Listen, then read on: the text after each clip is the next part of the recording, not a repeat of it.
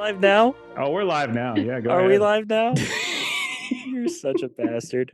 That's a double fake out he did on me. You're such a bastard. He did put one fake out saying that he went live when I said I wasn't ready. And then he says we're ready. And then he It's says not even we're ready. April Fool's. I see how it is. Rocks fall. Rocks fall. Only Danko on the Intrepid dies. Only who knows where the Danko on rocks the came Intrepid from? dies. 'Cause Who you're in knows where space. the rocks came from? Because we're in space. You know, He's got some sass today. He's got some sass today. Oh, I might have started the Zoom call mocking him in this same I might way. have started the Zoom call mocking him in this way. So I might be getting a taste of my own medicine now. So I might be getting a taste of my own medicine. The problem It's a dangerous is game, Steven, because Steven also gave up his Zoom control. Sorry, go Derek. No, I took it back. I took it back. I could mute him if I wanted. Then he would just mute me because he controls the higher tier mute than I do. But yeah. Steven also made me like restart my computer because supposedly I was I'm not like green, supposedly, so then I had to do a whole restart. I mean, you know. I'm just the Zoom dictator over here. I'm just mocking everyone, putting them down, kicking everyone, muting everyone, and then telling them to restart the computers. Because I play the captain and I'm allowed to do that. Which leads us to our captain's log. Stardate 56952.4. The last 6 weeks have been spent meticulously cataloging systems in the far reaches of the Alpha Quadrant. So far, the only interesting find has been the discovery of a pre-warp civilization on the second planet orbiting LV-714, and the crew is getting restless. I've requested permission to investigate the culture further, but Starfleet insisted that we continue with our mission of cataloging worlds. Nonetheless, in an effort to stave off boredom, I tasked Commander Argent with a small team of engineers to take a shuttlecraft and install a long-range sensor array to collect data on the planet. They should be returning shortly. From there, we see the Intrepid zooming through this vast region of space. Not any major planetary bodies or celestial bodies around. And let's focus a little bit smaller scale on her crew. When you're not doing this tedious work of cataloging planets and taking various sensor readings that are all mundane, nothing is really that interesting. Even in space, most of the time a rock is just a rock. What are you doing on your downtime? How are you staving off boredom and keeping the mental faculty sharp? And like always, we're going to be starting with Derek, because you had the unfortunate luck of being placed next to me on the overlay. This is another Zoom thing he does. He always puts me next to him. I didn't do that. Jeff did that. That was Jeff. I'm not taking the blame on that weird. one. It's like you can't go out of order. Like something would happen. I can't. If you did. It has to. Just okay. The order just has to go one particular direction every time. So with Lieutenant Dvorggern's downtime, part of it would be spent once again doing some sculpting, metal sculpting, that is with a blowtorch. And being with the recent mission the team completed together, he took inspiration just from the specific interaction that he had with Commander Vatak, or I think we changed it to Vital eventually. Either way, the Vulcan scientist dude guy. So that was kind of the inspiration behind this piece. So again, he's welding some metal together, but this shows. I'm gonna insert some like nonsense babble. This uses quantum fluctuations solidified in metal. Yeah. So it's basically a Vulcan Starfleet officer staring into like a very reflective piece of metal, not a mirror, but a piece of metal polished to be a mirror. And on the side that the sculpture is, he looks very put together in his uniform, sharp eyes, facial features, just looking like they're pondering. In the reflection, though, it shows that same person kind of grabbing their head and looking like they are in distress or like in turmoil. And so he takes the inspiration from the conversation that they had with the scientist to inspire his work, and that's what he works on most of the time. There is one other. Go ahead. I'll let you speak on that real quick. No, go ahead. One other thing. Keep going. Yeah. So one other thing he does is at some point, whenever he's able to, he's going to like. So do we have like doorbells to like our rooms? Yeah, essentially. Like you can set the door to have like a ding if someone's nearby. Yeah. So Lieutenant Dvorggern is going to stop by Lieutenant Commander Talas's room and like ring the doorbell and wants to see if she's there and available. Yo, what's up? Permission to come in, Lieutenant Commander Talas. Yeah, of course, bro. We're good friends. So Dvorggern will enter her room, and again, just because he's security and he's just very businessy with his superior officers, he's sitting at like that military rest, feet shoulder width apart, hands behind his back, and he's going to say, "Lieutenant Commander, I recognize that in last mission, I disobeyed one of the Starfleet protocols, higher level expectations, and I withheld information from you, and I was deceitful toward you, and I just want to apologize. That is not normally how I conduct my actions, and I'm sorry for misleading you and not giving you the full truth, and I just want you to know that I accept any repercussions, but that is not my usual behavior. It was just to ensure your safety since you are our best medical officer." So as you're saying this, I'm going to lean a little bit into what I was going to do.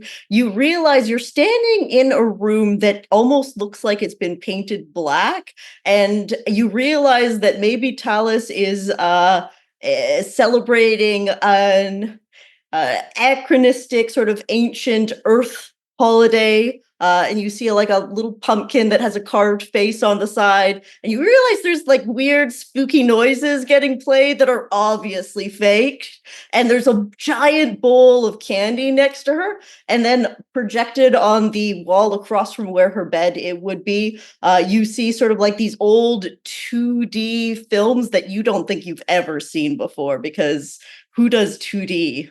And she's just like, yo, yeah, I understand a little bit, like, dude, you should trust me, but Commander Argent totally didn't trust me, and he thought I could be somebody I wasn't, and I really can't, so here you go, trick or treat.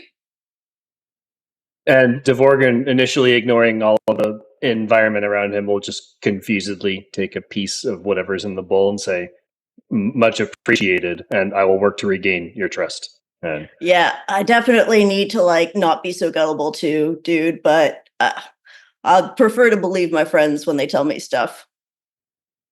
understood. Thank you. And Dvorggern, as you leave Dr. Talas's quarters, as a Tellarite, this probably goes way over your head, but it's all the more confusing that she's celebrating this, considering that on Earth right now, it's February. So she's only about 4 or 5 months off from the actual celebration of this holiday. Close enough. Yeah, but we had that like one adventure where we got like we aged prematurely or something because of the bad Vulcans' magic or technology, so it makes sense. Jeff, why do you mock me when he says that? I panicked. I couldn't think of their names, and my notes are mock too far you. up. I just made a face. That's all. Romulan. Romulan. I just knew thought it it was was interesting that something. Romulans are bad Vulcans. I just thought that was interesting. Bad Vulcans and magic. No. It's magic that made us age. Not But it's just- exactly untrue. Yeah, because tachyons aren't real. Science is often magic because it's something we don't understand in a way. Future science. Dvorggern, I really loved your depiction of the sculpture there as well, with Dr. Vital. The two sides to him that you have met. How big is this sculpture? It would be a realistic size. Maybe like there's a little bit of flattery put into it by making him just a little bit larger, just a little bit taller than life, because of course myths and legends always have that aspect to it. But still nothing that's like, well, this is just unreasonable. Let's get a check for this, because this sounds interesting to me. I think this makes sense for control And there could be a case made for engineering, science, or command, I think. I'm comfortable with engineering or science. It's the same score. Let's not do command because then I'll make him have like Squidward's nose or something. No matter what, you're going to be able to accomplish this. I just want to Okay. see how well you do here. Sure, gotcha. I got a 9 and a 17, so 1 success. I needed 14 or below. 1 success. All right, I was going to say difficulty 1. So you have been nominated for an actual award in Starfleet for artists in the sculpting category. This sculpture itself has actually been put forward anonymously by someone on the ship that you've shown it to. How many people do you think you've shown off your art to?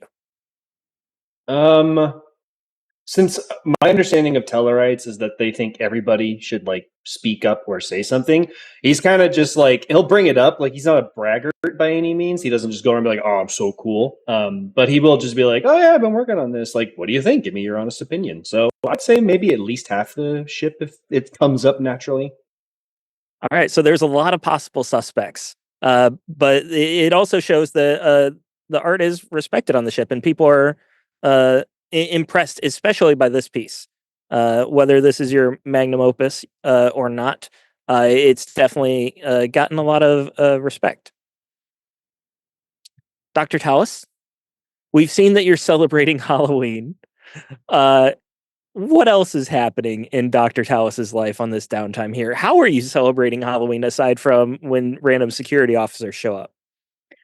So outside of her own personal quarters that she's kind of used a hologram to project sort of a dark black color onto her walls, and she does have like the old school what you would use to make spider webs, that white stuff that you pull apart.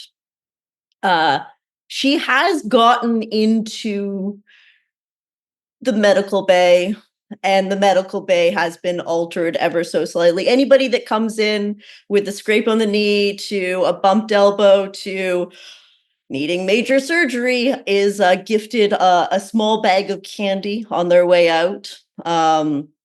And maybe tried or forced in some cases to wear a small jaunty hat of some kind that Talas seems to believe is a requirement for this Halloween holiday. Um, yeah, like, and otherwise, she is in the medical bay. The other doctors and nursing staff have kind of come to accept this is probably not the first time she's celebrated an ancient earth holiday. She has no earthling in her, but it seems to be something to do with her like isolated colony that she grew up in, had some weird days where they did these Absolutely. holidays. And the Intrepid is a large ship. And while Starfleet itself is a pseudo-military organization, there are families on this ship. So one of the common patients that would be coming through the medical bay as well, especially during very peaceful times like you're experiencing, would just be a lot of children coming in for checkups and things like that. You know, their yearly physicals, things like that, as they are making sure that they're developing properly. And I'm sure a lot of them would absolutely love the festivities here and would lean into that. And there would be a lot of Earth children as well, but there's a lot of species on this ship. And the Earth children would probably be the ones who know the most about Halloween, but I'm not sure how celebrated it would necessarily be these days. But I'm sure people have heard about it at least, so they'd be the ones that would like light up the most, especially because it's unexpected. Being February, I It's have been very October specific about somewhere. the star dates. October somewhere in the universe. It's a new Jimmy Buffett song. It's October somewhere.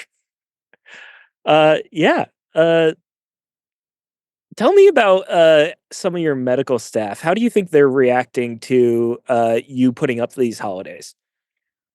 This ship, has it stopped at any sort of location, or have we mostly been traveling around in terms of changing the staff around? The staff itself would mostly be the same, but there would be occasional stops at star bases and things like that. Okay, so most of the medical staff have at least suffered through one of Dr. Talas's random holidays that do not happen on the correct months. So they view it as a sort of a harmless thing that you generally just put up with, and maybe you get some food out of it. And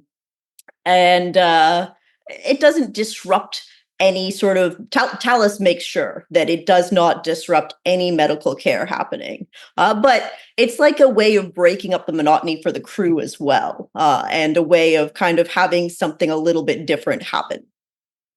And I don't think people would be that judgmental or surprised by it, considering that there are so many different cultures on this ship. There is always going to be a culture that has some sort of celebration coming up. And Starfleet, it really prides itself on supporting each other and embracing those cultures. So even if you don't celebrate those holidays, if you know someone who's important to you, if you spend a lot of time with him, you know they're celebrating, you try to embrace that, you try to celebrate it with them, you try to give them a token, because at the end of the day, the ship is your home and you want everyone else to feel at home. So you go out of your way to embrace those things. So I'm sure you would actually be able to get quite a few people to celebrate with you. Maybe not necessarily going uh, into full witch costume while at work, but you could definitely get people here and there to wear a hat for the day and give out the candy with you and things like that for sure. It is a little weird because yours, as we know it, supposed to wear masks, but it seems to have adjusted slightly, and now it's apparently hats. Well, it goes better with the uniform. Mhm. All right, let's go in clockwise order, which is unchanging. So, Melissa, what has Commander Hessel been up to? So there's a couple of things that Commander Hessel has been up to. So I would say the first thing that is a little bit more kind of connected to kind of the last mission. She's already had a focus in mental resistance techniques, but this is definitely kind of came up during this last mission, and kind of trying to help Vital, kind of towards the end of this mission. So she is, I would say, working with Argent, or kind of other folk that are kind of similarly skilled at kind of the telepathic communication types of things, to really be trying to kind of hone her skills in that area. It's been a few years since it was really something that she practiced, and it definitely came up. So that would be the kind of the first thing that she would be doing, is really kind of trying to just practice and hone that skill. And kind of she'll be in the middle of sifting through kind of communications logs, and someone will sort of like come up and just sort of throw some intrusive thoughts her way, and kind of it's some of it's active practice and some of it's when she's not expecting it. So that would kind of be the first thing that she would be up to. This is something that you could also do while working, when you're on the bridge working comms and things like that. Like I said, this has been very menial labor that's been happening. There's not a lot of communications that have been happening. Is there someone else on the bridge who would perhaps be your partner with this? I was thinking Argent, just simply kind of from the Betazoid perspective of kind of like the ability to kind of do the telepathic communication. So like if we had any absolutely. other Betazoids, like that would kind of be that, like, it's not vocal so much as it's kind of literally that in the brain communication. And that makes sense, especially during the first half of this 6-week mission. You and Argent perhaps have been working a lot of night shifts together, where he's got the con, and then Captain Shelby would be working during the day shift. And during that time, it's a little bit slower. You're still doing the routine scans, and you're able to focus on bettering yourselves at the same time, and honing that skill. Absolutely. I really like that. Did you say there was something else you were working on too? Yeah. So what she would be working on, and this would be kind of a little more solitary, is that the next up on the sort of playbill for our ship is going to be Phantom of the Opera. And Hessel is not going to be starring in this one. She's going to be kind of more directing. And so she's got sort of the Star Trek equivalent of sort of the post-it notes on the wall as she's kind of trying to connect crew members to roles and different things like that. And so she's just sort of always kind of like muttering as she's walking around, and she's just kind of trying to connect sort of who within sort of the thespians on board would be kind of best suited for each of the roles. So last time you said you were putting on a performance, I shoehorned in Lieutenant Commander Jedediah Cole, who's one of the security officers. And I said that he had taken to the stage and was performing in there. Would you say that he's performing again? I would say that he proved himself to have quite the acting chops.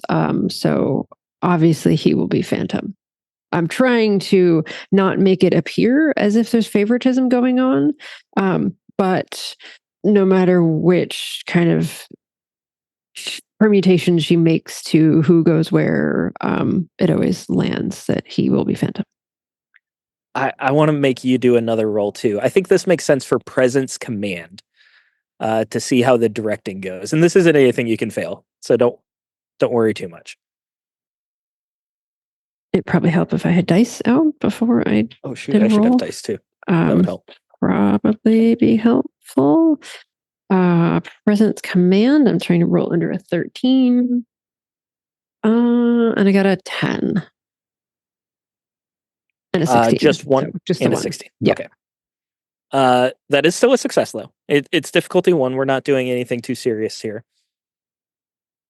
I think with the success, it makes sense that as Lieutenant Cole dons that mask, he stops being himself, or he feels a little bit more free and a little bit uninhibited. And through your direction, you actually bring out that performance in him. So he's willing to belt out those songs and hit those notes like never before.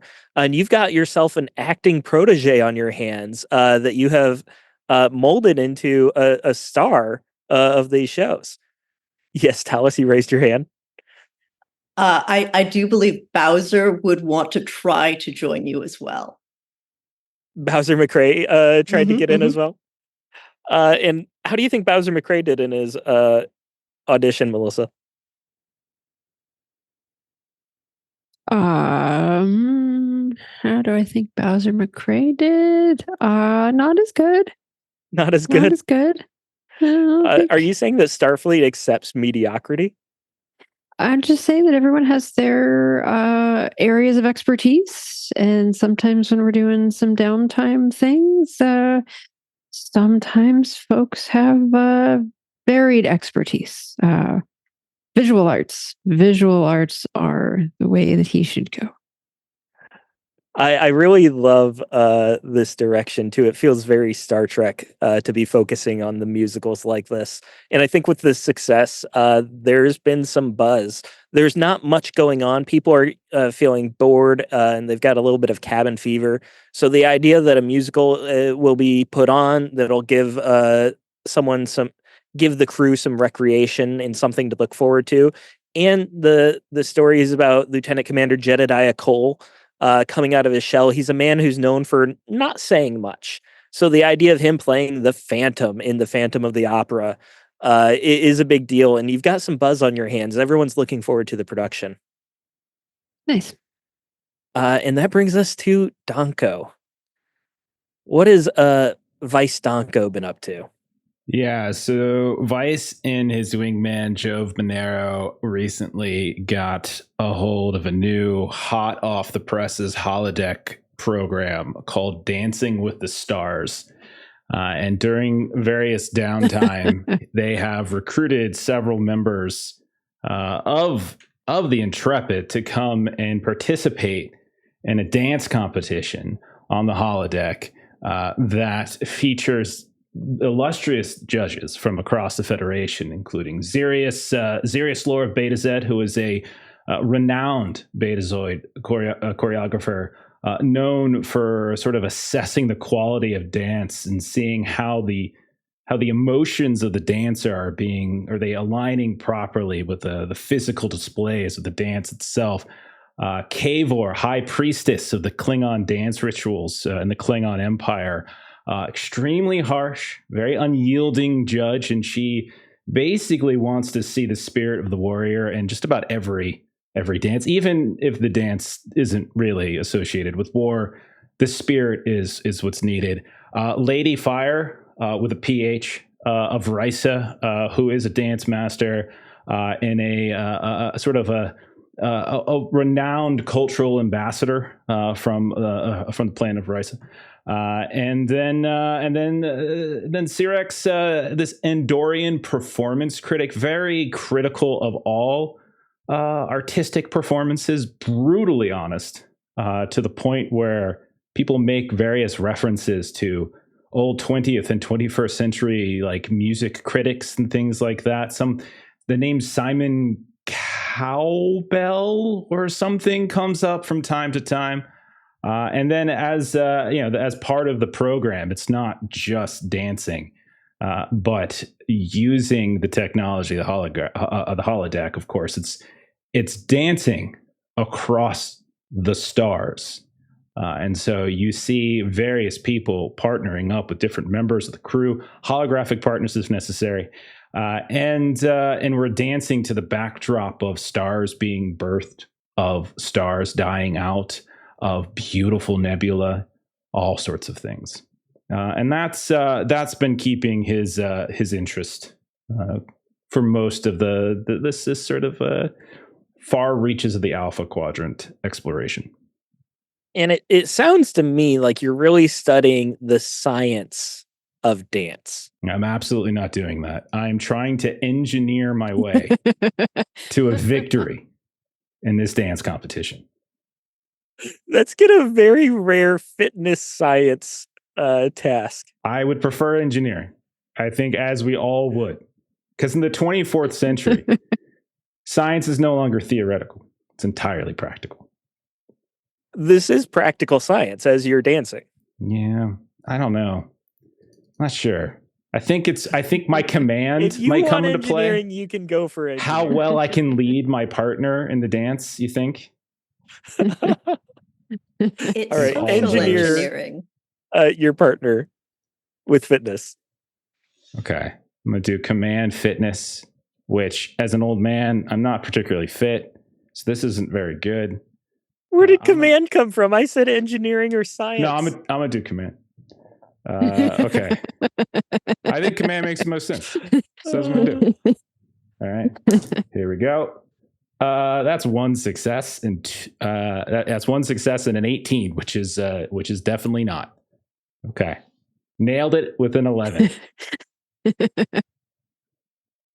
All right. So my attempts to give you early momentum have not quite succeeded, but none of you have failed. And you have successfully danced with and across the stars, becoming much more cultured and commanding for it. The downtime continues on. We see various members of the crew moving through busy hallways. And then the hallways become a little bit slower as it moves into the graveyard shift. At this point, Commander Argent is gone. He's off ship on a shuttlecraft with some engineers, putting up a satellite array. And we change scenes to our bridge. At the con, as we said, Commander Hessel is working the night shift. So, Commander Hessel, you have the con. You are in control of the entire Intrepid right now. Captain Shelby is currently in engineering, wondering why all of the power is going to the holodeck right now. Apparently, it takes a lot of energy to create stars, even holographic ones. We're out of engineers, so I don't know. This could They're all in the holodeck. They're all dancing right now. Hessel, you are going through the motions. Again, it's been very, very simple to do these tasks. It's just tedious. But suddenly, a subspace message is coming through, and it comes in faintly. And very, very quickly, you can see through your dash, the computer starts going haywire. There is a surge of power that is riding the wave of this message that's threatening to overwhelm the communication systems right now. I need a control engineering task from you, and you're going to be assisted by the ship's communications engineering, which, Dr. Talas, why don't you roll that for us? Sure. Let me take a look. So you said the Communications computers, engineering is going to be 12 that you need. communications. Yeah, I see it. I just pulled it up. So you're rolling a One single dice or die, two? Talas. One. Oh, which one is good today? We'll do this one. That is an 8 success. All right, so you're getting one success here, Hessel. It is difficulty 3, so you still need to come up with 2 successes on your own to pass this. And you said control engineering? Control engineering. Yes, we don't do science on this ship. Okay. You really wanted Talas or Danko here. So I have communication It's- systems as a focus. Absolutely works, yes. Okay. Okay, so I'm trying to roll under a 14 and I have 1 success already. You need 2 more. So you can take extra dice if you want to give me 3. You can give him a threat to take a die. You should also have 1 determination at the start of a new mission, if needed. Okay. You don't want to blow the determination on your first roll. Well, give him it helps threat. to He's not gonna remember to use it. actually. He's a coward. He's gonna threaten you no matter what you do. So you might as well give him the threat.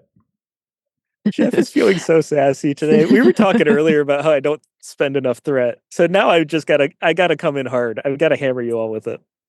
So the problem is that I rolled impatiently and didn't take a threat first. So I think I just need to suffer, and everyone else, unfortunately, has to suffer with me. Okay, 'cause that's fair enough. how TTRPGs works. No, that's okay. I'm So- good. You'd rather not suffer with me.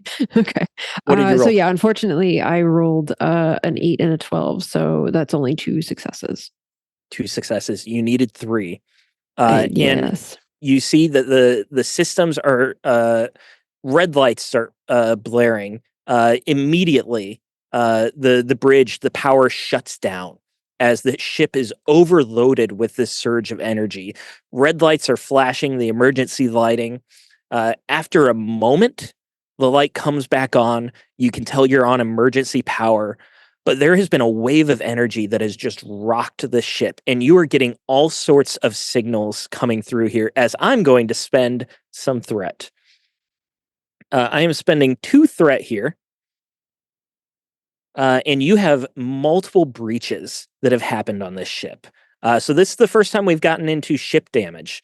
And essentially, the way damage works on a ship is that a system takes a breach, and that is a trait that is a negative trait that will cause difficulties unless it is patched. Actually, fixing a system requires like docking at a starbase and spending some extended downtime to fix it.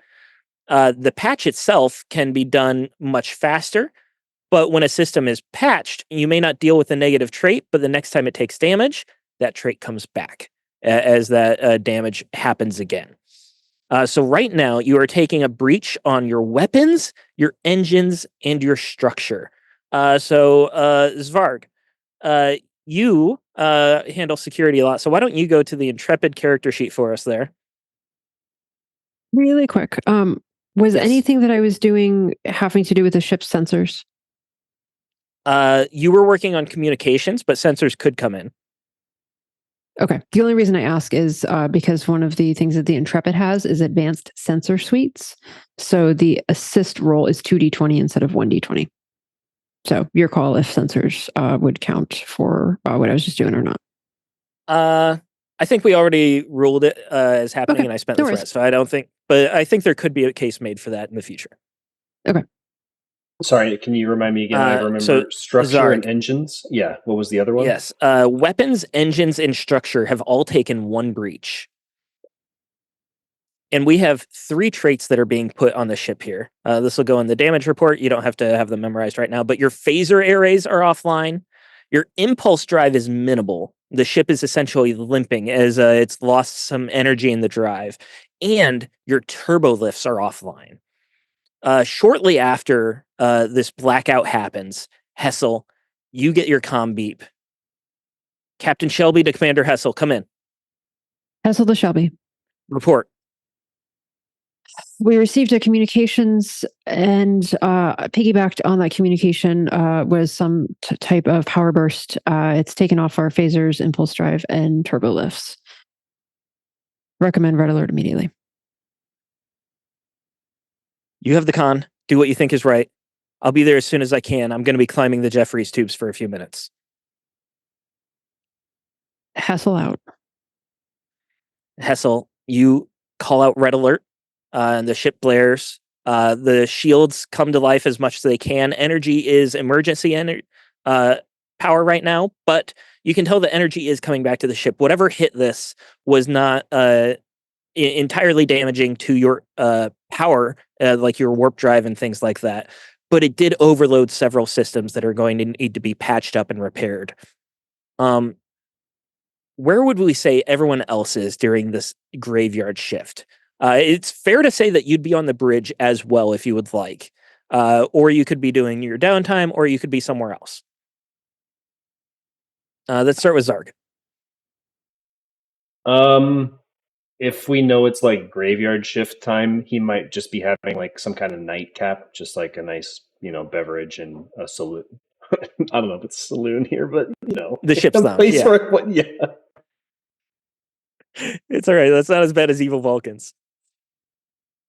Dr. I love Talas. Evil Vulcans. Dr. That's Talas, the where would you have been? best. Dr. Talas, unsurprising, in the medical bay, continuing to work on any patients. Most of the nursing and most of the nursing staff have gone for the night, so it is a graveyard shift there as well. Okay. But she is just like still there. And Donko, where would you have been? Donko's probably in his quarters. I don't know if it's 12 graveyard shift. If it's like the early part of the graveyard shift, he's probably still awake. Be the early part, yeah. Yeah, he's probably still awake, reading.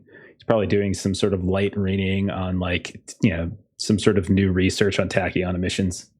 Things like that. So Zharg, you probably are the furthest away then with the ship's lounge. That's not necessarily very close to the bridge. So you have the fastest or the furthest to go as you're trying to get to the bridge. It's red alert. And you are bridge crew. So when red alert happens, it's your duty to go to the bridge and fulfill your duties there. Dr. Talas, you could be bridge crew, but you're also chief medical officer. And right now there are reports of people who are coming in. The ship was just rocked with an energy wave, and that often throws people down. It tends to be minor injuries and things like that. But it seems that there's a few consoles that overloaded as well, and there are people that are coming in with some severe burns. So you're going to be busy for a good while as people are trying to get patients to you, but it's difficult because the turbo lifts are down. So they're trickling in much slower than you would expect for an emergency like this. Donko, you said you're in your quarters, which you're senior staff, so your quarters are closer to the bridge than most staff would be, but you are probably still going to have to go through a Jeffries tube to get up a level before you can get to the bridge. So you'd likely be the first one there, but it's still going to take a few moments. Commander Hessel, how are you responding to this situation in the moment? So I would say that she has communicated to, kind of everyone here on screen as to kind of what has occurred. And you said that it sort of blew out kind of the consoles here. Have any of them come back, or am I going to need to relocate to find another console to be able to utilize? All of the bridge consoles are much more durable than most consoles, and they have a lot of backup and rerouting options for this.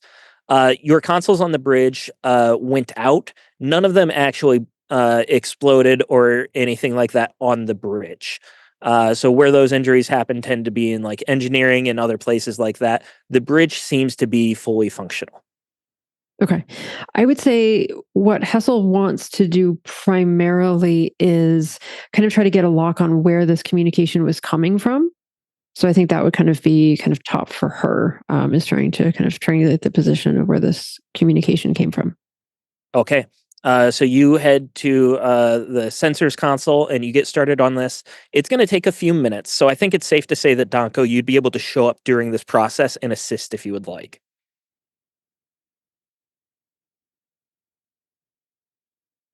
Sorry, like mechanically assist, or do you want me to like? Or is this, however, like- Okay. Commander Hessel, we say you Okay. go to the console and you start this process, and then Donko, that's when you show up. Okay. Commander Hessel, status. Yes.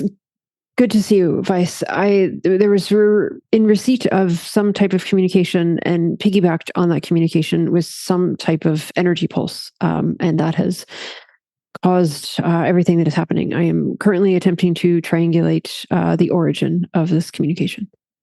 Is it possible to dig into like the communication records to see if there's anything lingering from it? Like if there's Absolutely, there is, yes.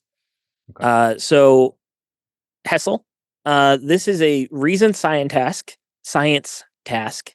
If you're the one making the roll, Donko, you would be able to roll reason science as well to help. And this is going to be assisted by the ship's sensors in science, which Hessel, like you mentioned, that Intrepid has advanced sensors. Talas, you rolled for the ship last time. Zharg, how about you roll for the ship's sensors and science? So this is going to be 10 plus 3, 13 total. You get 2 dice for this. Okay, I rolled 2 dice. Got you. And it was which 2 system? 13. Or what? No, okay, Sensor 13, science. Gotcha. 2 and a 4. 2 successes. All right, and the 2 is under the science of 3, so that actually counts for 3 successes then. Yes. All right, Donko, you said you were assisting, so go ahead and So roll. I would say go that ahead. when Hessel sees Vice come in, she would actually just sort of, kind of knowing what this is going to take, would actually say, I should probably assist you with this, because Vice's reason science is way better than Hessel's. Well, What? I'm a bit out of practice, but I suppose. And it does make sense, Hessel, because you are in command of the bridge. So devoting yourself entirely to the one task may not be appropriate. So reason science, and then reason I do science have 1 die. communication systems or subspace communications, either one. Subspace, I would focus. take. Okay. Oh, that's a 16. So I just say a bunch of words at Vice that are confusing and unhelpful. Could you But you you're speak also- those words? Oh yes, I would like to hear these words. I too I would really like to hear these words. I really think it was some type of quantum valence that we really just need to decouple. That must be what is necessary in this situation. Quantum valent. You want to decouple quantum valent? Did you not pass quantum mechanics 101 at the academy? Unbelievable. Yeah. So would my quantum mechanics apply here? My focus? Quantum mechanics would very much apply here. Okay. Do we have any momentum? None yet, but you do have 3 successes already to Been start rolling with. well. Okay. And I need how many? This is difficulty 0, so you just have to succeed. Okay. Yeah. Okay, so that's a 5 and a 4. I have a science of 5, so that's 4 that's 7 successes for me. Yeah. 7 total on a difficulty 0 check. Okay. Hey, we got some momentum, maybe. I would like to spend 6 momentum asking 12 questions. Everyone go ahead and get a drink. Let's do it. We got an hour. Let's do it. So, Question number with 1. your success, What is let the me give you color your of the success. carpeting on the Intrepid? It's Purple. a maroon, but it's kind of brown now, because everyone's been walking on it for a few years. It's definitely time for a refit. Wow. Do we not have a cleaning crew? That's my second It's question. like by Bowser McRae. It's like you and a gin. You keep asking these questions, and they're like, "Oh, that was another question." All right. So with the success, you see that the ship's hull shows residual tetryon particles, which you would be very familiar with. They're subspace particles that can be manipulated both naturally and artificially. Because they are subspace particles, when they move into regular space, they end up having random momentum, which makes it very difficult to track them unless they're artificial. The ship's hull shows that these are natural tetryon particles.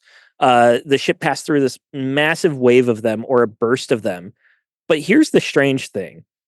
You can track these. These are natural tetryon particles that have been artificially manipulated. Okay. Gotcha. I would like to, in all seriousness, spend one of the momentum I just earned to acquire some knowledge here. So you said they're artificial and they are trackable. Is that what you said? I understand that. So there's two types of tetryon particles, natural and artificial. These are actually natural, but they've been artificially manipulated, so they're like a hybrid of the two. Like, you've never seen this before, essentially. Okay. Or even heard of this, theoretically. Okay, and do I have, like, an origin of where the tetryon particles were emitted from? Yes.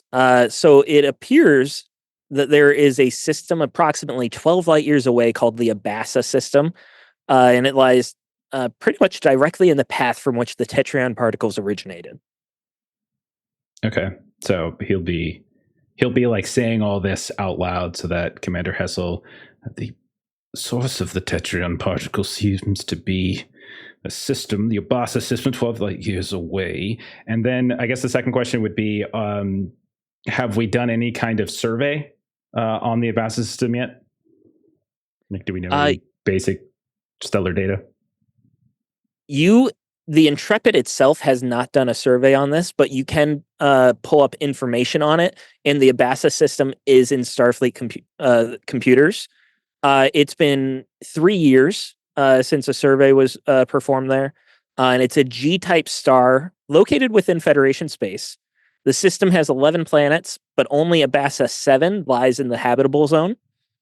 Abasa 7 has 3 moons, and from space, the planet has a violet hue. You see a picture of it come up, and it's almost like a glittering gemstone. It's a Class M world, meaning there is life on it, but the readings are that it only has a little vegetation, nothing more than lichen, and it is not ideal for colonization. Okay. So he'll then continue to brief Hessel as this data is coming in. There is one M-class planet, and you said there's is there a civilization on it that we know of, or is it just an M-class planet? It's just good for life? There is no natural life that is more evolved than lichen. So either our previous surveys were insufficient at detecting intelligent and technologically capable life, or there is somebody currently in the Abasa system who has the capability to modify tetryon emissions. Very curious. Interesting. It doesn't seem that there's anyone there who would have that capability. We should get long-range scans on to see if we can learn anything more about the origin, pinpoint it more specifically to one of the planets, the moon, the star. Agreed. One last thing. As you're scanning this, going through this, Commander Hessel, this was communications that first came up. You were receiving a subspace message. Right. And Donko, as you're analyzing this, you realize that there was a message embedded in the tetryon wave. Okay. Commander Hessel, there's a message in this. And what is the nature of the message? Is it mathematical? Like, is it audible? Like, what exactly kind of message is it? That's a good question. And it appears to be encrypted. It's currently undiscernible. There are two factors involved in trying to understand this. One is that the intensity of the transmission was so powerful that it overwhelmed the communication system. Hessel is your one of the finest communication officers in Starfleet, and even she was unable to contain this wave overtaking the Intrepid. The other problem is that the intensity of that transmission degraded the signal, and it looks as if it's in an unknown code or language in its current state. Okay. Okay. I think if are we still under red alert? That's up to Hessel. I believe until we can allow a little more time to have passed to see if this was the first of several communications. I would prefer to remain at red alert, especially if we can decode this communication as well. Okay. This was a communication sent with extra force to make sure that we were aware of a threat. I would like to be aware of that. Perhaps we need to amplify the auxiliary gradients to fix the communication degradation. Someone's got her technobabble up. Radiance. That's a fascinating. It was easier when I was I'll be intentionally honest. doing a bad thing. Yeah. I'll get right on that. And he will. He'll try to do that very thing and see if that would help him with his pattern recognition to potentially find some semblance or some way to decode this. I'm sure that Absolutely would take a while. So, Danko, you're able to get this message. It's in Starfleet's computers. Decoding this is going to be something that takes time to rebuild. So this isn't necessarily something that you'll probably do on the bridge. You'll take this to the science lab or engineering or wherever you wish to start breaking it down with likely some of the other crew to assist. I think it makes sense that as you are leaving there, Dvorggern, you were heading to the bridge, right? You would probably link up with Captain Shelby at a certain point on there. You see her climbing through a Jeffries tube just as you enter. She's just one floor above you. And she hears you coming. She looks down. Lieutenant, as far as I can tell, there's no security issue. I need someone to get these damn turbo lifts going. Understood, Captain. I will look into it. She turns and continues going up the Jeffries tubes. So you start, you're close to engineering at this point, because you've already been working your way. You're in the center of the ship there. And you start trying to patch up the turbo lifts then. Or you could try to patch up anything on the ship that's been damaged with the breach. Yeah, no, I mean, if the captain gives me instructions to get the turbo lifts back on, as security officer, I shoot every turbo lift. Yeah, it's my specialty. I'm assuming patching is just like getting some sort of like pre-made kit that's kind of general purpose, or maybe something to handle whatever kind of damage it be, like electrical versus mechanical.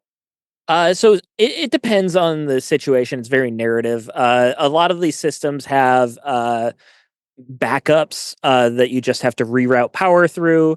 Some systems do have kits, or some systems you have to replace entire parts.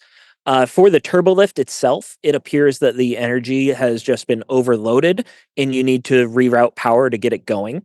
Essentially, you're putting them on backup power, which means that this is an engineering role, but you have crew on the ship to assist you. So you're not alone in this. And it will be... sorry, I was looking here. In combat, it is daring. But I think right now you're not in combat. It makes sense for control. And you can use the ship's engineering to assist you. This would be structure engineering. Danko, you haven't rolled for the ship yet. So let's do structure engineering for the ship. You're looking for a 12. Structure engineering. Sorry, I gotta pull it back up. While he's rolling that, we got 12. 7 successes, but it was a difficulty 0. He used 1 momentum, so we should have 6 momentum built up right now. Is that correct? That's correct. Okay, just want to make sure. I think there's a max of 6, right? Is there a max of 6? I I'm could be pretty wrong. sure there's a max of 6. So then that would put us at 5. 5, yeah. Okay.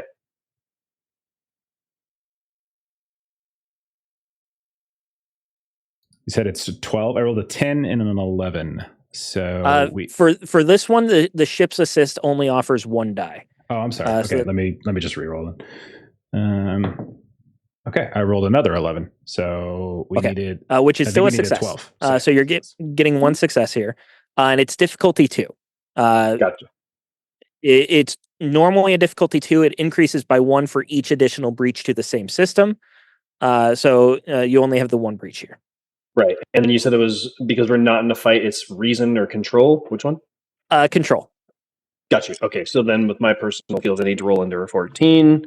I rolled an 8 and a 6. All right. So 3 success total. That's 3 successes. So that's you're succeeding on the roll. Turbo lifts come online, and you have a momentum that you can bank or you can spend if you'd like. Man, off the top of my head, I can only remember reducing the time, asking questions. Let me double check what else I could spend this on. Asking questions, reducing the time, I believe, costs 2 momentum. If you wanted to add a trait, that would cost 2 momentum as well. I'm pretty sure you can use the momentum that's already banked to do those things too, though. Yes, you can. Yeah, I think I might want to. So if I add a trait, would it be something I'd add to like the Intrepid overall? Yes, as long as you're on the Intrepid, that trait would be. It also could he could remove a trait too, so he could remove one of the negative. So essentially, with the way breaches work, is they don't actually count as traits; they count as like damage. Gotcha. Okay. But he is removing turbo lifts offline with this success. Yes, just as part of the base. Okay, so then could I add a trait to the Intrepid and just call it like rapid response and just lower future difficulties for patching other systems by 1? Absolutely, I love that. Okay. You've got rapid response teams set up. You are aware of these Tetrion bursts. If more damage happens, you have figured out a way to make it easier to repair them in the future. Okay, until somebody corrects Dvorggern, he's not the best at science, being just using weapons. He's going to say Teflon particles. Teflon particles. They just bounce off everything. All right. So you still have 1 breach on the structure of your ship, but you are no longer suffering from turbo lifts offline. You do still have phaser arrays offline and impulse drive minimal. Talas, I think we should circle around to you here, especially with the turbo lifts coming online. The patients are flooding in. There are only a few of them that appear to be very serious. Most of them are cracked ribs, broken arms, things like that. It's definitely people who need treatment, but only a couple are life-threatening here. Let's get a roll from you to see how well you respond to this. And again, you can use you have your ship's crew with you. So let's assist with medicine. And I think let's say communications here makes sense. Hessel, would you mind rolling for that? That is going to be an 11 that you're looking for. Hold on. Medicine and control, not communications, you mean? For the ship, you use the system. Right. Sorry, I was looking at the wrong sheet. All right, so communications and medicine just for okay, so Hessel is rolling for the ship. I'm sorry, I haven't called for what you are going to be rolling yet, Tal, which will be medicine, and I think control makes sense too. I rolled a 14. Yes. 14. So that is not a success for the ship's crew. There are so many people that are injured that they have been a bit overwhelmed by these patients, and they're focusing on triage, getting them sorted, things like that. So Talas, how well are you doing here with your control medicine? So I would like to spend momentum to get an extra D20. Can I just do? We have 4 left right now. We should have maxed out, right, from the 3 successes that I got. You spent 1 though, didn't you? Oh, yeah, 5. But we were at 5, so it would have gone to 6 then, right? But then you spent 1, right? No, wasn't the difficulty 2 to make a trait? You spent 2 to make a trait. So okay, so then it's 4. So then we are at 4. Okay. So buying a D20 is 1 momentum for the first, and then 2 for the second. Cool. That I'm only buying one. I do have the focus of triage, which I think is very apropos right now. Absolutely. And yeah. All right. Let's see here. That is so my control and medicine is a 16. And my medicine, okay, so I don't have anything for my focus, but I have a 10, a 6, and a 16, and all of them pass because it's a very high stat. I said triage was the focus that applied. Yeah. So you do have a Yes. focus with triage. Did you roll lower? But none of them are under your focus, you're saying? Yes, none of them are Okay. under my medicine, sorry. All right. So that's 3 successes. Mhm. And I'm treating this essentially as more damage control. So I was going to say difficulty 2. And essentially, you are getting the crew back on their feet fast enough that they can go and get the ship back on their feet. So would you like to repair the weapons breach or the engines breach? Getting the phaser areas back online or getting impulse drive back to full? The impulse drive Okay. would be more important to Talas.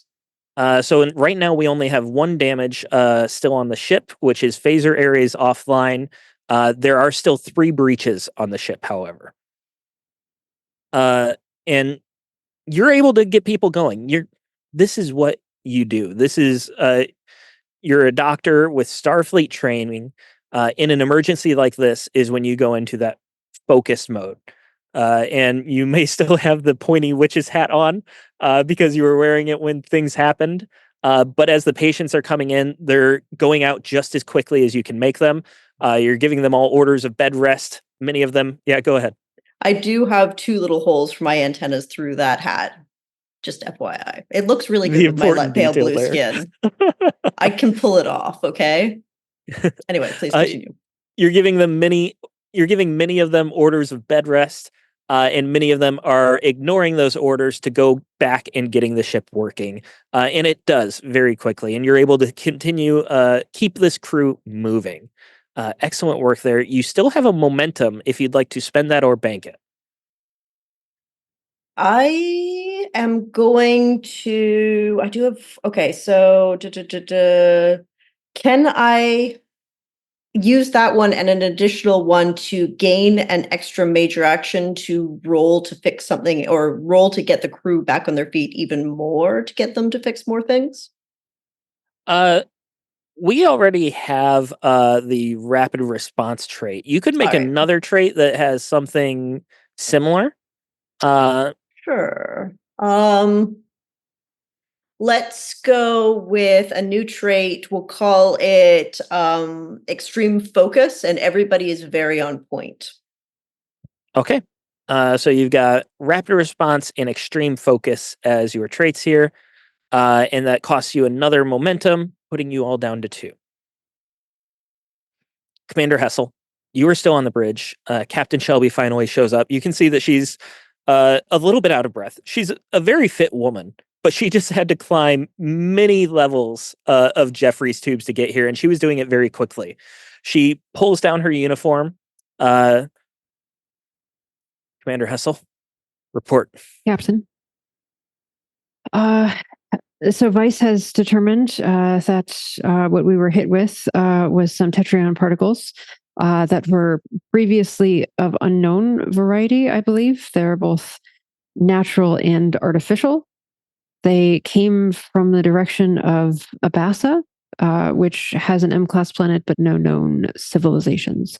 Vice and I are currently in the process of attempting to decrypt the communication so that we can ascertain the content of the message being sent to us. Excellent work. You did well. I have command. We have turbolifts functioning. Crew are getting where they need to be. Systems are coming back online. I think your skills could be useful in decrypting that message. Why don't you assist Commander Donko? Acknowledged. You're relieved. And she goes and she sits down in the captain's chair and she begins barking orders. And you're able to go if you want. Hessel will continue to stand next to Vice and attempt to assist with Vice was going communication. to the science lab or engineering. Well, yeah, so Danko wherever he would is, then yeah. she will, yeah. Danko would have forwarded all data anything we basically had from the bridge and rerouted it to a science lab station. I thought it was just 2 engineering labs now. Yeah, it's actually the science of engineering station, but we call it the science station. Multitasking, Yeah. rapid response, and super focused. Mm-hmm. So you're probably doing just fine on your own, doing this, and then Hessel comes up behind you. Shelby is back on the bridge. Oh God, happy to where be did of you come assistance. from? Oh, goodness gracious! God, someone needs to put a bell on you. Okay. So I think what I did while others are going. So I did my 2 questions, and so sometimes it takes me a little longer to formulate the trait for my rapid hypothesis. So right now he's working under the hypothesis that there is some sort of intelligence within the Abasa system. Exactly doesn't know what that is, so I just put that Abasa intelligence as my rapid hypothesis. So with that in mind, he is then presuming that this is not a natural, like, even though there's elements of natural occurring tachyon or tetryon, the fact that they're it seems engineered. He's assuming that there is someone either sent a message or maybe tried to do something, and this is like an experiment gone haywire. So with that in mind, he's going to use that in his pattern recognition to see if he can deconstruct what's happening here and try to find some kind of rationale, some kind of reasoned message. All right. And this is actually a 2-part task to figure out what this message says. So I'm going to put 1 task to each of you. I think it makes sense. One of the tasks is repairing the degraded message so that it can be deciphered.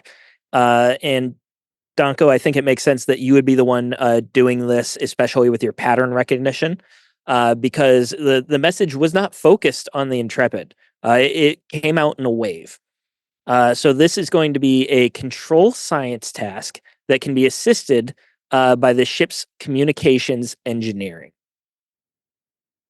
Okay. So Zharg, why don't you do the communications engineering for us? You're looking for a 12. Single die.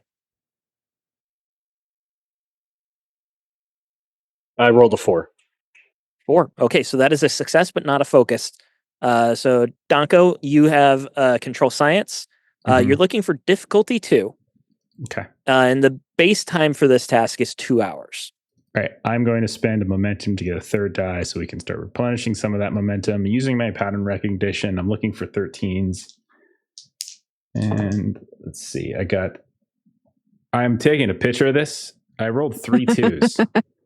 Oh my that's gosh. Just that's a weird roll, right? That's just so a weird roll. But It's a weird thing to set your dice to before you roll fake dice off camera. I don't see why. It makes perfect sense. It's lower than 5. If I set it to 5, that would seem suspicious. I got exactly what I needed. I just did the whole how did that happen? I did the Maitre thing where I'm just like, hey, look at that. It's the perfect roll, the perfect time. Oh, you can't see it? Yeah, everything's fine. Maitre taking shots. She's not even here. Wait until she watches this. She's gonna come for you. All right, so how many successes was that, including the 1 from the ship? Okay, so that's going to be a total of 6 from me and a 7th from the ship. Okay, and it was difficulty 2, so that gives you 5 momentum to play around with.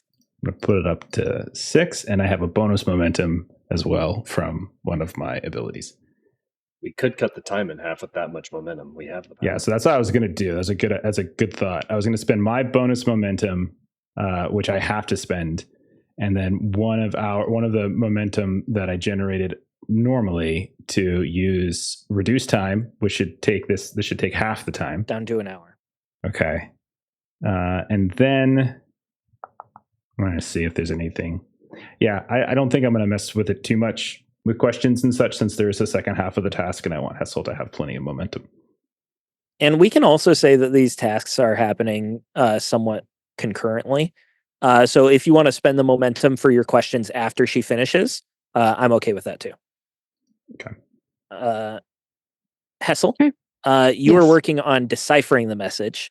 And this is insight, science, or command here. Command, please. Okay. And this can be Um, assisted by the ship's communications and science. So, Dr. Talas, why don't you roll communication science for the ship? You're looking for a 12 with a single die.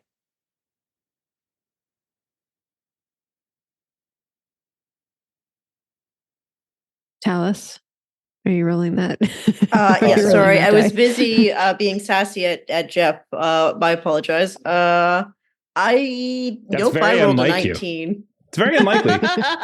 She's so Rolled a kind and 19. heartwarming. 19, that's a complication, isn't it? Yeah, it's not a 20, it's just a 19.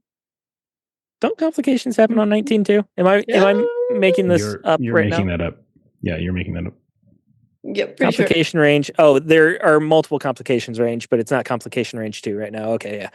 So I'm making it up No. in this instance, but there is a chance it could happen later on because I was reading the rules. Okay.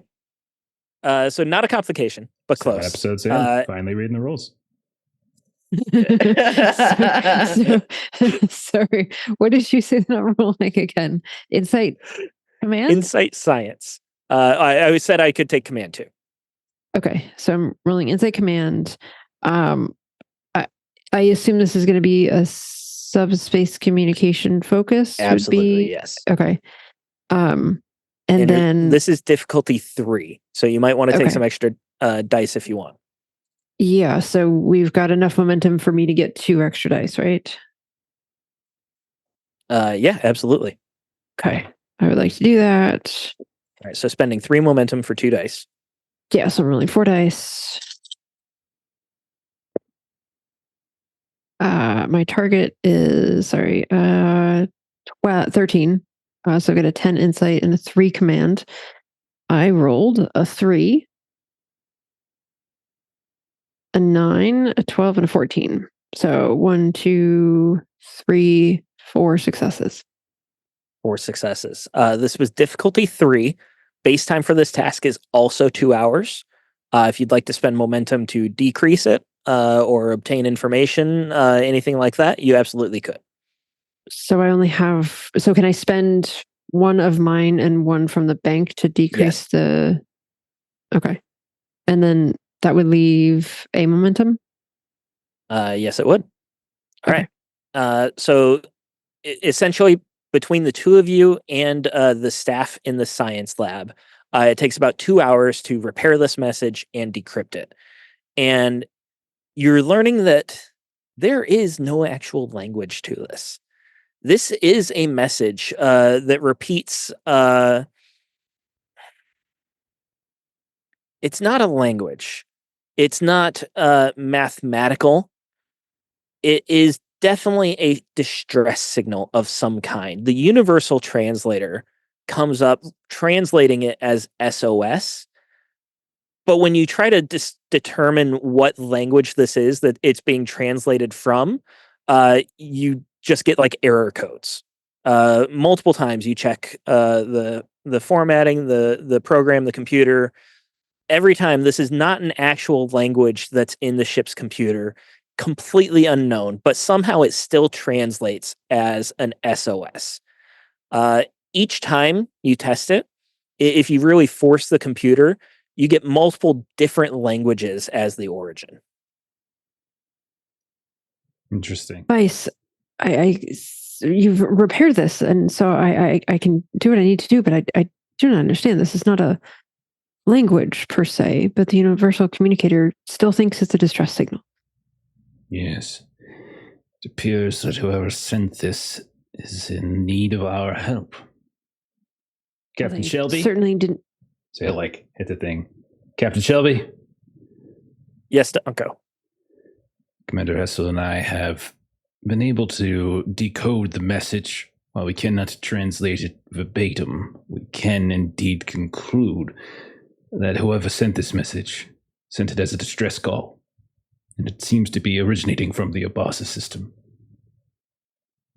Helm, set course for the Abasa system, warp 4. Onwards. Now, how long would it take for us to get to the Abasa system? Matter of hours. You're very close. Now, I'm going to get a little bit of rest before we arrive. I'm an old man. And I do need my sleep. Indeed, I was already. It was my shift, so I've well rested yesterday. But good work salvaging this. Hopefully, next time they attempt to ask for help, they don't damage the individuals that they're trying to get help from. It's a bit counterproductive, it would seem. From what I've been able to do, so I don't think it was intended to harm. It was just some sort of... our systems were not ready to accept it. It's like trying to put a square peg in a round hole. Try to do that enough, certainly you could fit it, but you'll probably damage the square or the peg or the hole. The metaphor is getting very complicated at this point. Essentially, I don't think they meant us harm. I see. It's a bit like doing musical theater. You have to know the size of your space, and you don't need to belt out the songs as loud when we are just in the lounge. Yes, it's like when you begin dancing for the first time, and you are all filled with energy and verve and excitement, and you don't quite realize there are other people on the dance floor, and if you're not careful and you don't control your movements, you could in fact harm everyone. Indeed. Wings in, yes? Yes, it's exactly. Well done. It is also a bit like, just keep waxing. If you don't stop me, I'm going to keep doing it. Vice, I believe you indicated that you were in need of rest. Perhaps if they send a help. I'm an old man? That's ageism. Well, yes. Under Hessel. I am. People should know. That is a human resources violation. We are the same age, but if they ask for help with as much vigor. I'm 700 years old. How old are you? Well, yes, Danko is. Vice, though. Hessel and Vice are the same age. I'm sorry. I get cranky when I don't get my 17 hours of rest every night. Well, you should do that. We've got a bit of time before we get to Abasa. Good work. Yes, we do. Let's go on. You gotta stop. Why would I stop this? Danko exits stage I'm not done. left. One more thing. I am feeling a little bit tired. I had to climb a Jeffrey's tube. My legs are kind of shaky, and after Dancing with the Stars, one moment, I'm going to regret this. Teleportation officer Bowser McCrae, can you give me a site-to-site transport, Vice? This is Vice Danko from the science engineering lab to my quarters, please. Oh, aye. You feeling a wee tired then? Old age getting to you? It's a simple yes or no question. Well, I said aye. But he's still here, so can you please commence with the transporting? Oh, they're ready now. Oh, yeah, no problem. Engaging. And then Danko disappears and shows up in the ship's lounge. No.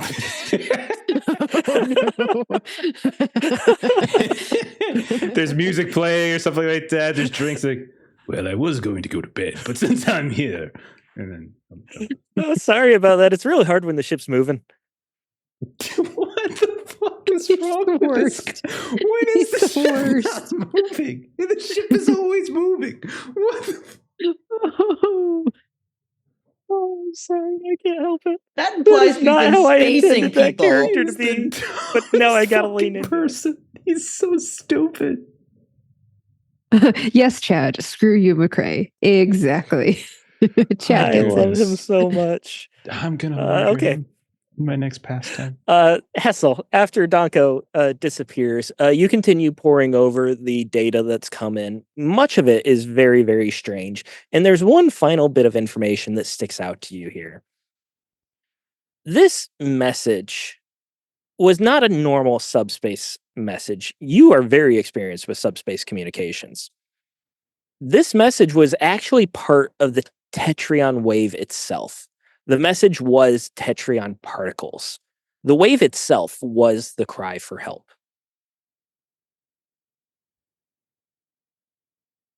Um. So Hessel's pondering aloud.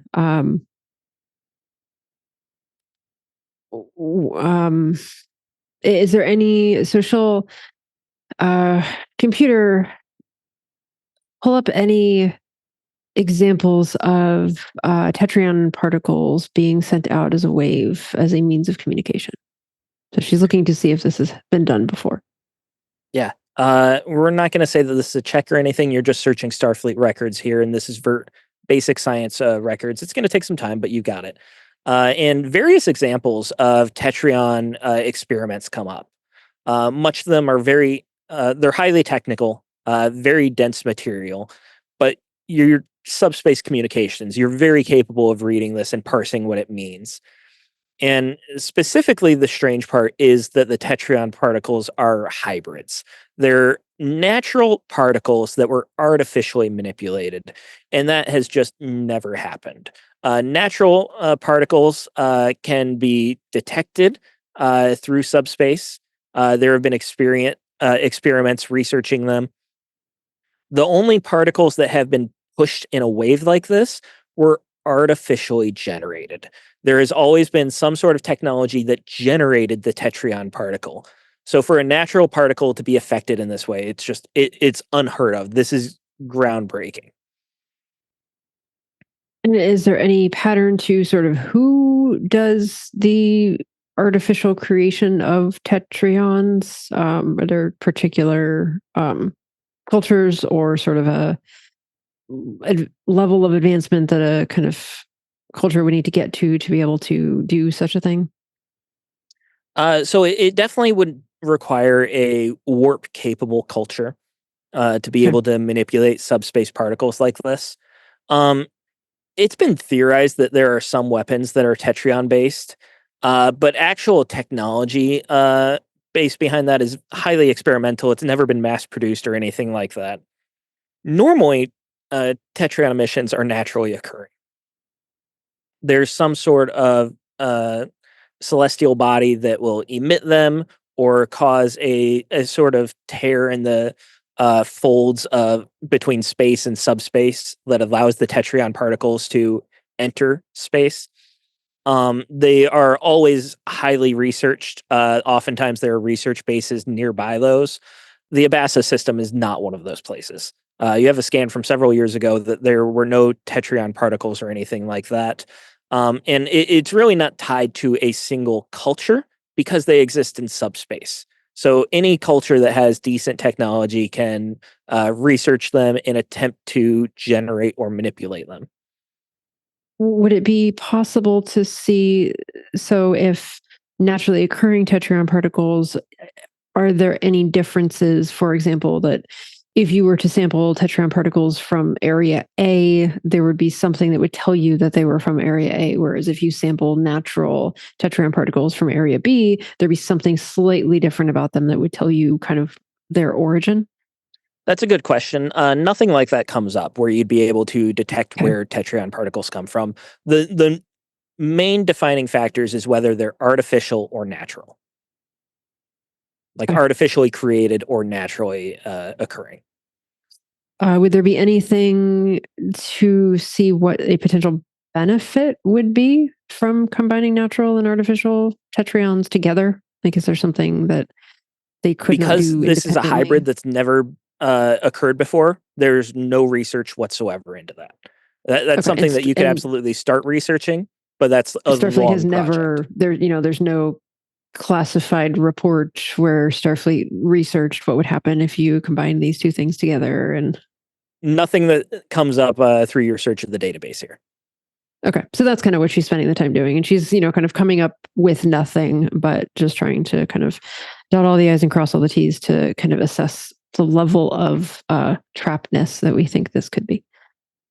Is Hessel So asking herself how yeah. Danko makes so many rapid hypotheses with such ease? Because this took hours and hours and hours. Wonder what else.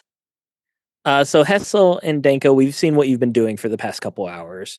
Dvorggern, you were working on repairs with the ship, but that happened fairly quickly, and you were able to make it happen even faster. What have you been up to during this? And now you have several hours before you reach the Abasa system as well. What would you be doing to prep for this?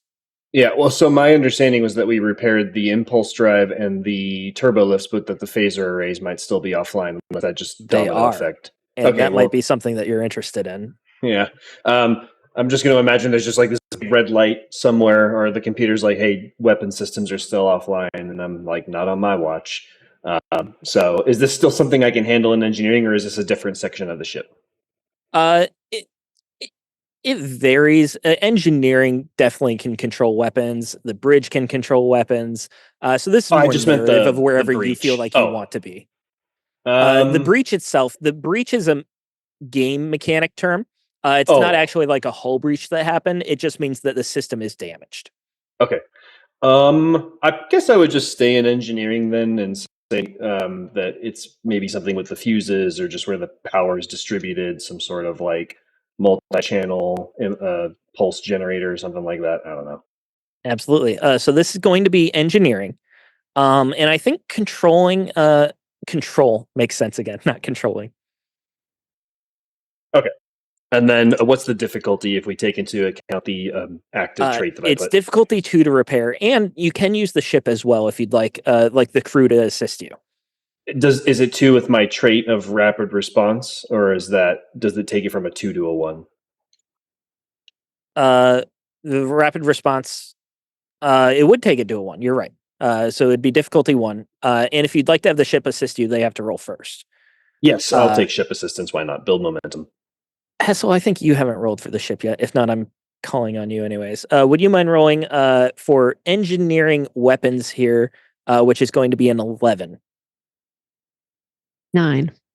9. Okay, so that's one success there for are you Dvorggern? You have to get one success no matter what to make it successful. I But got you're a going to be 2 and an building up 11. momentum. So a 2 is under my engine. Oh, well, actually, being that this is the phaser, would my phaser focus apply to this? Absolutely. Okay, so I got 2 successes with a 2 then. So that's 3 total. All right, plus the one from the ship. Uh, No, 2 plus Hessel, or the ship's 1 would be 3 total. I thought you said 2 and an 11. Oh, yeah, sorry. I ignored the 11. I was so excited about the 2. Thank you. Okay, so that's 4 successes. You needed 1. So we are repairing that final bit of damage. We can remove that breach. The ship still has 3 essentially boxes ticked on those systems, but the phasers are back online, turbo lifts are operational, and you have your drive power back. Would you like to spend that momentum on anything? I can't think of any benefit that we would gain from it, so I think I'll just store them all for when stuff That's hits the fair. fan down the road. All right. And Talas. After the first couple hours, while they were working on the communications, deciphering that, you were able to get through all of the emergencies that happened. There's still a lot of patients in the med bay, but at this point, it's scrapes and bruises, and it's people that are recovering that you didn't want to move because you want to keep them for observation, that kind of thing. The busyness has died down. You have gotten the ship operational. You've kept everyone healthy and alive. What are you doing now in these few hours you have on the way to the Abasa system?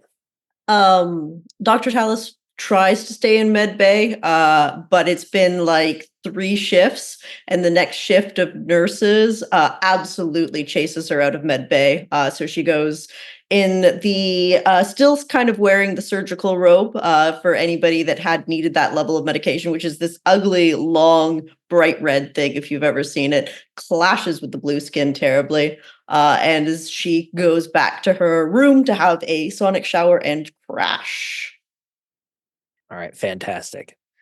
So that covers what all 4 of you are doing throughout the system. Did anyone else have anything that they wanted to try and cover? No, we're good. All right. So we see the Intrepid pulling out of warp. The lines come to a stop. We see this beautiful ship soaring over the stars.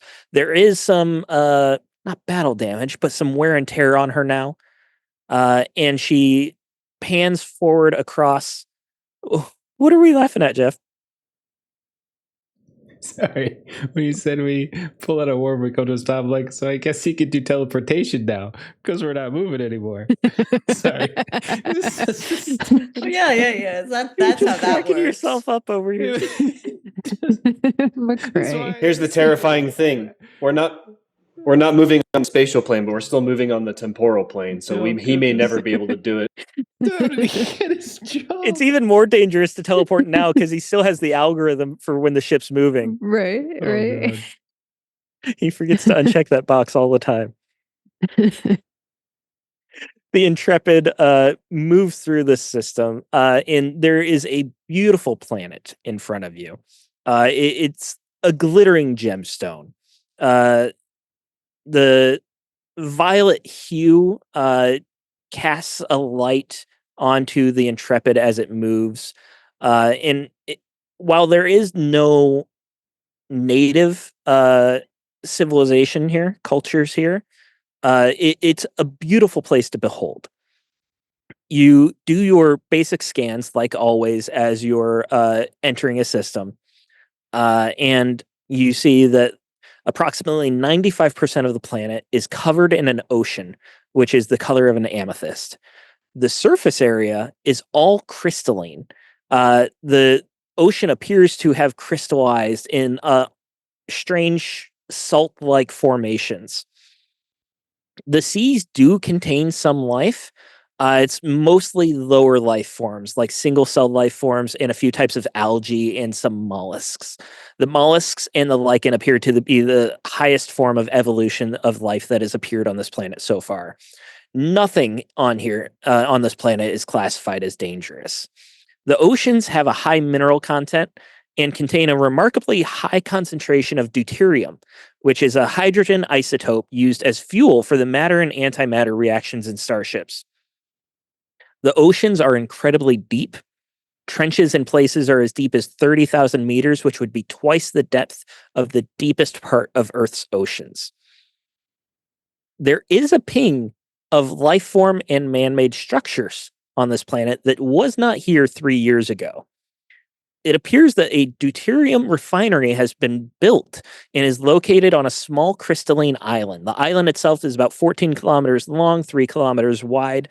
It's located in the southern hemisphere. We'll say that you all are rested. You're on the bridge now as the Intrepid comes in. Is there anything you would like to be doing, scanning, research, or anything along those lines as the Intrepid moves in closer to this system? Vice would be looking at any sort of anomalies in subspace, trying to see if there's anything on the planet, specifically around this deuterium, if there's anything that's still emitting any sort of latent signals, anything like that. Yeah, I think this would be a good reason science task here. Okay. It's going to be difficulty 1. Don't have any points in these, but I'll go ahead and spend a momentum because it's fun. And all right. So would any of my focuses apply? I've got pattern recognition, astrophysics, quantum mechanics. You had quantum mechanics, right? I think that would apply with the Tetrion. Okay. So I rolled an 11, which is a success, a 19, which is not a success, and a 3, which is a critical success. So that's the 3 successes. 3 successes, difficulty 1. So you're banking 2 momentum here. There is no more Tetrion emission happening.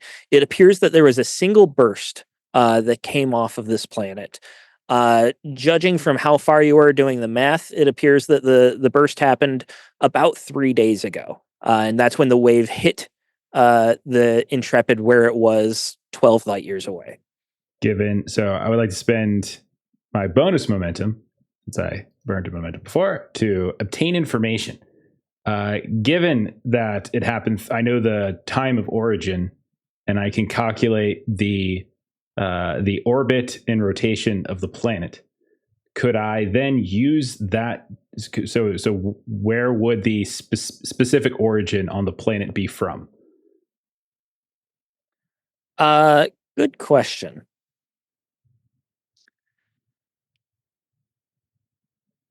is there an answer somewhere to Is it the southern this polar region? question? I think it might be the southern polar region. There might It's the be southern polar region. Polar region. It's the is. southern hemisphere. Okay, and not the okay, and that's where the deuterium, such as. Yes. Okay. Actually, no. I'm sorry. I can't say it's the southern hemisphere. It's not. It appears that the burst could have come from any part of the planet or every part of the planet. Okay. Interesting. Okay. It's interesting. That is interesting. Okay. Secondary question then, since I get two, because I like to ask questions. Secondary question is the deuterium. So, like you said, there's a deuterium mining center, but you also there's like these really deep trenches and things like that, right? When we say deep trenches, like how deep are they actually going? Like, do we think below, like how deep, like below the surface of the planet are they going? I already said this, so it doesn't have to be one of your questions. The trenches are entirely underwater. Like the planet's surface has oceans, and then there are these crystal islands that are sort of floating on the oceans. Which is what the deuterium refinery is on. The trenches in the oceans go as deep as 30,000 meters, which is more than twice as deep as the deepest part of Earth's oceans. Okay. So that's not one of my questions. Okay. My second question is, would a standard, so I think we would probably understand like the basics for deuterium mining. We probably have basic specs for that kind of stuff. Maybe not this particular place. Absolutely. Yeah. Would there be any equipment within a standard deuterium processing or mining facility that would be capable of manipulating such a subspace message that we've seen with these tetrium particles? Absolutely not. Without a doubt, no. Okay. So he's theorizing then. So my rapid hypothesis is going to be that there is my rapid hypothesis is that the deuterium mining, like, I'm going to say undiscovered intelligence. He is working on the theory that there is an intelligent species of some kind on the planet, and the deuterium mining did something, and that triggered them to send out this message. So that's what he's theorizing at this point. That's all this is. It's hypothesis. That's not true. Just that's what he's theorizing. That's how the scientific method works. You got to have a hypothesis. You've got to test it. And the 24th century is actually called the engineering method. So. And this will, ignoring Jeff, this will shock you, Stephen. Guess what medical is doing? I'm scanning for life forms. All right. You are doing a basic scan. We won't say that we'll need a check. We'll kind of combine it with saying that the sensors are already going. You get the same sort of idea of the mostly lower life forms, like single-celled life, algae, mollusks, and then some lichen. Facilities? But in the mining facility, the facility itself, the refinery, it's a small refinery for compared to any other refinery. This is a small one, but there's still 1,500 life forms in this refinery, all of varying species. So there is a good sized colony working in this facility. Can we kind of zoom in to look at the facility to see if there's any sort of logo or name or identifying marker on it? Yeah. So this, I'm going to require. You already got a successful roll with the scan here, but I think that would still require obtain information. So I would say it would cost momentum for you to ask that question. Sure. Jeff got a lot of momentum. I'm sure we have an extra one. All right. So that brings you down to 4 momentum. It's a mining operation. You're able to scan. You do basic comms. And it's an unlicensed mining operation. It is not licensed by the Federation. And the data that comes back from the standard response is that the operation is led by a Ferengi named Lishka. Figured it was a Frankie. Knew it. I will I think it makes sense relay right there as well. the information. The planet does not respond to hails. And as the Intrepid begins to enter orbit around Abasa 7, two small ships come out from behind one of the planet's moons. These are interceptors. They're small, independently manufactured fighters. They're not mass produced, that are designed as escorts and for planetary defense. And they come zooming in at the Intrepid at very fast speeds. Captain Shelby immediately calls out red alert, shields up, and these interceptors fire out warning shots. Two phasers across the bow. These interceptors are very small. They have no chance of taking on the Intrepid, even in her slightly damaged state. The Intrepid is very, very capable, and these are small little fighters. It's very clear that this is meant to be an intimidation tactic. Captain Shelby calls out to Hessel. Hessel, try to open communications. Yes, Captain. So Hessel is opening a comm channel and hailing You open a comm approaching vessels. Hailing approaching vessels. And there is no response from them whatsoever. Zharg. Yes, Captain. Track their movement. See if you can tell what flight pattern, what tactics they're using. Track them with phasers, but don't fire yet. Okay. Zharg will do that immediately. He's got talents in precision targeting and precision evasion, so he's just kind of calculating trajectories, looking at their patterns or any kind of evasive maneuver, and just feeding data when he feels it's relevant. And you are able to track that. We're not going to require a check until you actually fire phasers if you want. And it appears that these interceptors do a loop. They circle back around and they fire phasers again on the Intrepid. Hessel, try hailing them one more time. If not, Lieutenant, be ready to disable their ships.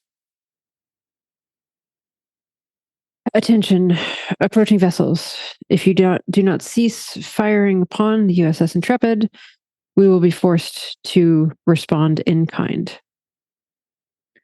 And Hessel, for this, I would like you to make a task to see how well you're able to communicate here. This is going to be command and either presence or reason.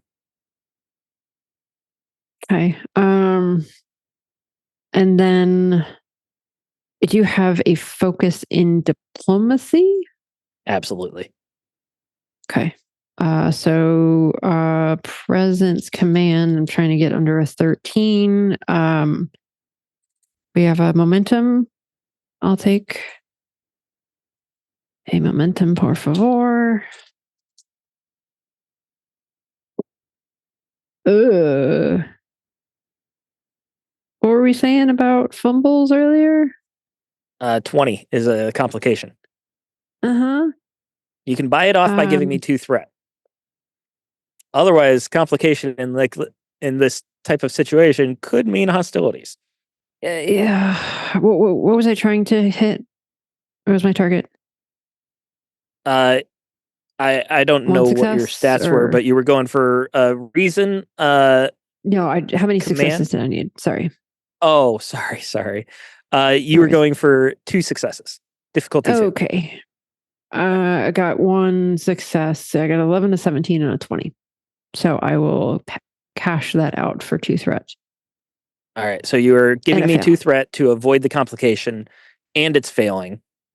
And then because I failed a task, I get to add a point of momentum to the pool because of my backup plan's talent. All right. What do you think this looks like? How are you failing forward with this then? What was your backup plan in this scenario? Yeah. Perhaps her language was a little bit harsh. So kind of the tone as she was, kind of, if you do not cease firing upon our ship, your actions will be met in kind. That at first came a little bit. Not that she's horrible at her job, like the transporter chief, but a little more of like a vibe of like we will destroy your ship was a little more of kind of the language the first time, and then she kind of got it from Captain Shelby behind her, and we will respond in kind was how she landed, not necessarily where she started. All right. I love it. You have silence for a moment, and then you get not a video comm link, but a voice. This is not Federation space. Leave.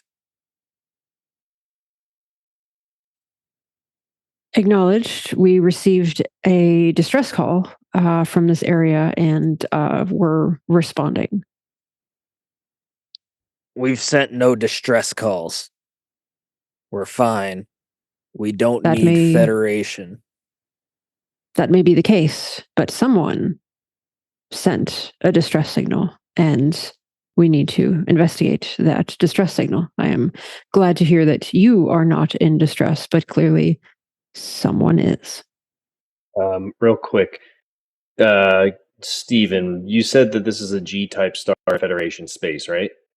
It very much is Federation space, yes. So, Dvorggern will murmur to Hessel, this is Federation space.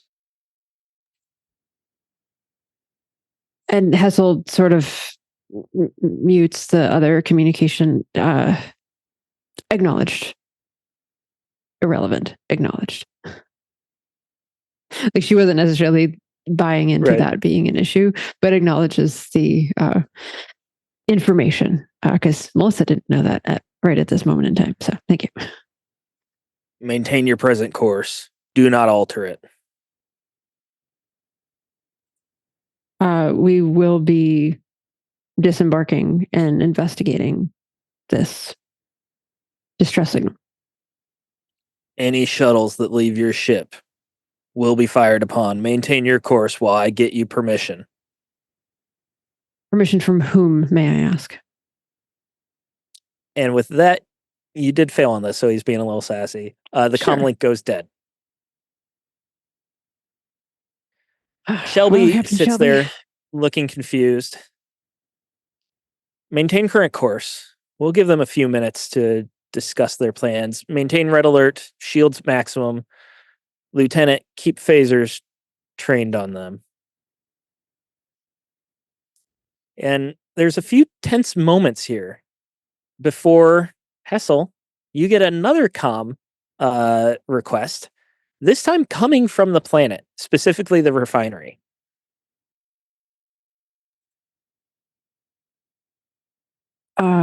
USS Intrepid?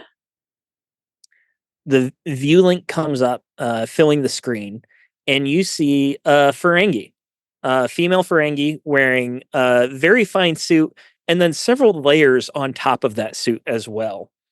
She's got the large earlobes that extend across the forehead and connect, that are very iconic to the Ferengi. Bronze skin, all sorts of jewelry and piercings along her ears. She's got fangs for teeth that are jagged and pointing multiple directions. It appears we have a misunderstanding.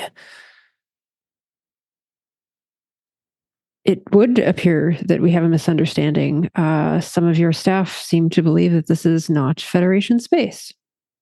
My security teams are rather eager and somewhat untrusting, unlike myself, of course. I am a friend to the Federation and would welcome you to come down to my humble refinery and take a look for yourself. I'm glad that you have changed your mind and cooler heads can prevail, confirming permission to land. You have permission. Beam down. No need to take a shuttle. I'll send you the coordinates. I will have my chief of operations meet you, and we will have a grand dinner and sort this out where we can talk lobe to lobe. As, of course, Rule 214 of acquisitions, never begin a business negotiation on an empty stomach. Dinner will be on me. That is quite agreeable. However, I do believe, and she's sort of non-verbally confirming this with Shelby, we would prefer to take a shuttle down to the surface. Captain Shelby gives you a nod. As you wish, of course, whatever makes you more comfortable. And I assume you will send coordinates for a landing area? Of course, you will have coordinates, and my fighters will, of course, escort you down. I assure you they will cause you no harm whatsoever. This is excellent. I look forward to shaking your hand. It is a pleasure to meet you. And then the comlink dies. Shelby has one eyebrow up, but gives you a nod. You having shorthand with the captain, knowing that she approved of everything you said. Hessel, you're developing a relationship with the Ferengi here, and I believe you're the most trained officer with diplomacy right now, with Argent still on his scientific mission. He should be returning shortly. Why don't you lead an away team? You pick your crew, whoever you feel comfortable with. Dvorggern, why don't you go to check the security of the operation as well? I think we're dealing with some sort of distress call. It'd be good to have medical, and take a science officer with you as well, Hessel. Indeed, I do think that it would be, while we are here, we should continue to use the Intrepid's resources to compare the survey that was completed 3 years ago to assess any changes in addition to this mining in any of the crystalline patterns or anything else here on the planet. Excellent suggested. Noted. And she'll obviously list out the rest of the folks on screen for the away team. And we're not beaming anywhere, so McCrae can keep to himself in the transporter because we're taking the shuttle. Not going to transport anywhere now. It was a genuine security concern that I would prefer to have a shuttle to investigate other areas while we're down there. So it wasn't just to spite McCrae. So the four of you pile into a shuttle and you take off. And you know that you have the Intrepid watching your back the entire time. The shuttle itself has basic shields. It could handle a salvo or two from these fighters if they turned on you. But the Intrepid is there keeping you safe the entire time.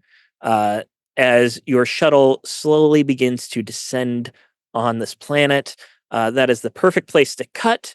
As we see the shuttle just get tiny, tiny, tiny, and then we get our credits rolling, and then the wah, wah, wah, wah, wah, wah. All right, I'm sorry, I couldn't help it. That's a closing credits theme song. That's my favorite one. I don't sing that to myself in the shower. You may also be better suited for some visual arts. I got a face for radio. All right. Well, let's do some shout outs. Aaron, what do we got going on at Garbeleg? All right. That's awesome. I'm sure there's lots of cool stuff, but I don't remember any of it because I have the brain of a goldfish. He's got Imperium Maledictum season 2 coming up. I think they might have started already. So we're in before Decay Imperium Maledictum 2, season 2. I think he's done with Marvel. I think he finished up Marvel last week. So I think I don't know if there's another show after that. So. I do actually know what the show is after that. He did tell me, but I don't know if I'm allowed to announce it. So I'm not going to say it yet. All right. But it's exciting and you all should watch it. As for myself, I have created my own RPG. It's called Huckleberry. It's a Weird West RPG. It's a lot of fun. It's super cool. Lots of cool people are talking about it. Lots of cool people are playing it and have played it, including. I'm having trouble talking tonight, guys. Including some of the people on this screen.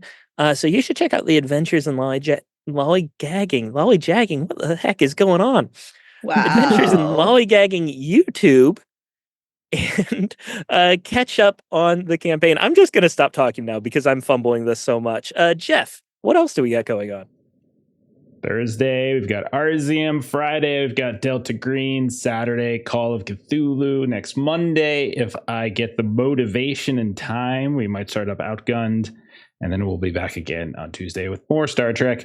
Also, check out the YouTube page, Adventures in Lollygagging, in the podcast feed for all of our past shows. And the other current shows that are running on off weeks. With that, I'm going to go ahead and queue up a raid for Matt and a Hat, who often raids us. So we'll pay back the kindness. And that's all we got. Adios. Bye. Live long and prosper.